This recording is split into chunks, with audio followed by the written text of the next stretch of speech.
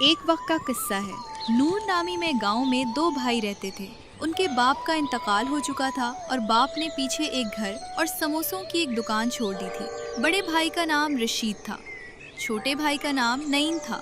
دونوں بھائی مل کر دکان چلاتے تھے، سموسے ٹھیک بنتے، گاؤں والے آتے اور گھر کا گزارا چل رہا تھا۔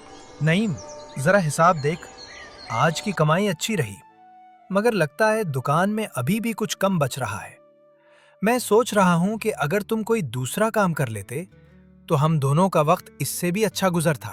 بھائی راشد، جو آج ہے وہ کافی ہے۔ ہم دونوں مل کر دکان چلائیں تو اللہ برکت دے گا۔ الگ ہوئے تو نہ صرف دکان میں نقصان ہوگا بلکہ دل بھی خالی ہوگا۔ اسی رات رشید کی بیوی نے بات چھیڑی۔ سنے راشد، یہ دکان اور یہ گھر تمہارے باپ کی طرف سے ملا ہے۔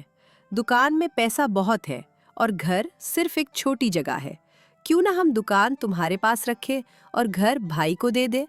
ہم کرائے کے گھر میں رہیں گے لیکن پیسہ دکان دے دے گی، زندگی آسان ہو جائے گی۔ اگر دکان میرے پاس رہی تو واقعی زیادہ کمائی ہوگی اور گھر بھائی کے پاس چلا جائے گا، شاید یہی بہتر ہو۔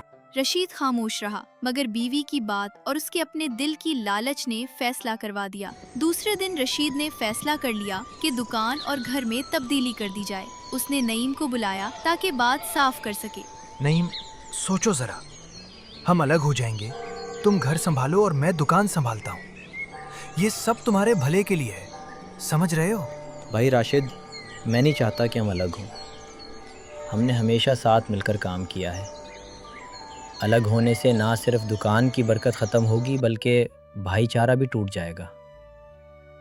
اللہ کا دیا ہے، ساتھ چلیں تو ہی برکت رہے گی۔ نعیم، تمہیں سمجھنا پڑے گا، میں بات کر رہا ہوں تمہاری بھلائی کے لیے، اور یہ فیصلہ تمہارے فائدے کا ہے۔ دکان میرے پاس ہوگی، تم گھر سنبھالو، یہی سب سے صحیح راستہ ہے اور بہتر یہی ہوگا۔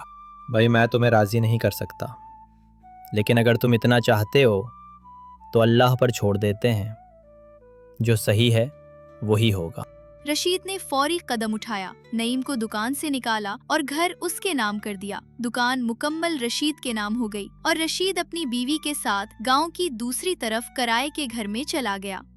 دیکھا راشد، اب دکان تمہارے پاس ہے اور پیسہ بھی تمہارے ہاتھ میں ہے۔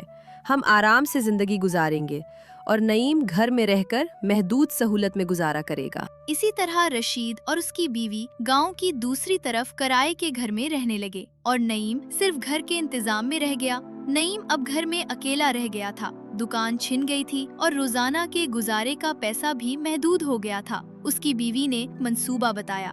نعیم، گھبراؤ مت، کیوں نہ ہم گھر میں سموسے بنا کر گھر کے سامنے ہی بیچنا شروع کریں؟ کم از کم گزارا تو ہوگا اور گھر کی ضرورت بھی پوری ہو جائے گی۔ میں تمہارے ساتھ ہوں، تم فکر مت کرو۔ ہاں بیوی، تم صحیح کہہ رہی ہو، مگر مشکل یہ ہے کہ سموسے بنانے کا زیادہ سامان رشید لے گئی جائے۔ ہمیں بازار جانا پڑے گا، نیا سامان لینا پڑے گا، پھر ہی ہم کام شروع کر سکتے ہیں۔ نعیم نے بازار جانے کا فیصلہ کیا تاکہ وہ سموسے بنانے کے لیے کڑاہی اور ضروری چیزیں خرید لے، مگر بازار میں کڑاہی کی قیمت بہت زیادہ تھی اور اتنے پیسے اس کے پاس نہیں تھے۔ یہ بہت مہنگی ہے، میرے پاس اتنے پیسے نہیں۔ گھر واپس چلنا پڑے گا، پھر کچھ اور سوچنا پڑے گا۔ راستے میں ایک کباڑی والا نظر آیا جس کے پاس پرانا سامان بہت تھا۔ نعیم نے کباڑی سے پوچھا، بھائی یہ کڑھائی کتنے کی ہے؟ کیا ہم اسے خرید سکتے ہیں؟ یہ پرانی کڑاہی ہے لیکن صحیح کام دے سکتی ہے، میں تمہیں سستی میں دے دیتا ہوں، یہ لو اور لے جاؤ۔ نعیم نے وہ کڑاہی خرید لی، گھر واپس آیا اور بیوی کو دکھایا۔ دیکھو، یہ کڑھائی ہماری سموسے بنانے کے لیے کافی ہوگی، اب ہم اپنا کاروبار دوبارہ شروع کر سکتے ہیں۔ شاباش، یہی حوصلہ چاہیے تھا۔ اب ہم سموسے بنا کر بیچنا شروع کرتے ہیں۔ جو کچھ بھی ہے اللہ کی مدد سے سب بہتر ہو جائے گا۔ نعیم اور اس کی بیوی نے پرانی کڑاہی کے ساتھ سموسے بنانے کا کام شروع کیا۔ پہلا سموسا جب کڑاہی میں ڈالا گیا تو سب حیران رہ گئے۔ بیوی، یہ کیا ہو گیا؟ صرف ایک سموسا ڈالا تھا और कड़ाही में इतने समोसे बन गए, ये कैसे मुमकिन है? ये तो कड़ाही जादुई लगती है। देखा, मैं कह रही थी कि हम किसी न किसी तरह गुजारा कर लेंगे। अल्लाह ने मदद की है, अब हमें सिर्फ मेहनत करनी है। और देखना, ये कड़ाही हमारे लिए रोजी का जरिया बन जाएगी।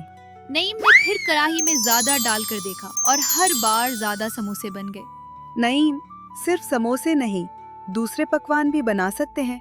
होटल खोले, लोगों की मदद करे और बरकत भी बढ़ेगी। बिल्कुल, हम छोटे होटल से शुरू करते हैं। अल्लाह की मदद से ये ना सिर्फ हमारा गुजारा चलाएगा बल्कि दूसरों की मदद भी होगी। इस कढ़ाई से ना सिर्फ घर का गुजारा हुआ बल्कि नईम और उसकी बीवी ने सोचा कि क्यों ना छोटा सा होटल खोला जाए जहां गरीब मुफ्त खाना खा सकें। इसी दौरान राशिद की दुकान थी, मगर वो लोगों के साथ अच्छा सलूक नहीं कर रहा था। ग्राहक कम आने लगे, पैसा खत्म हो गया और किराए के घर का खर्च बर्दाश्त करना मुश्किल हो गया। राशिद मजबूर हो गया, दुकान बंद कर दी और बेच दी। इस तरह नईम और उसकी बीवी की ईमानदारी और अल्लाह की बरकत ने उन्हें कामयाबी दी और राशिद का लालच उसे खाली हाथ छोड़ गया